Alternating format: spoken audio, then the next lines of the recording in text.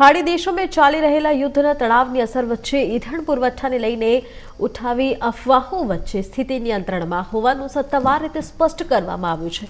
સૌરાષ્ટ્ર અને ગુજરાતના અન્ય શહેરોમાં ગેસ બાદ પેટ્રોલ ડીઝલની અછત અંગે બુમરાણ ઉઠી રહી છે, ત્યારે જામનગરમાં હાલ કોઈ પણ પ્રકારની અછત નથી। જિલ્લામાં ગેસ, પેટ્રોલ અને ડીઝલ સહિત તમામ જરૂરી ઈંધણનો પૂરતો જથ્થો ઉપલબ્ધ છે અને સપ્લાય સંપૂર્ણપણે યથાવત ચાલી રહ્યું છે। જિલ્લા કલેક્ટર કેતન ઠક્કરના માર્ગદર્શન હેઠળ સમગ્ર સપ્લાય અને વેચાણ પ્રક્રિયા પર સતત નજર રાખવામાં આવી રહી છે।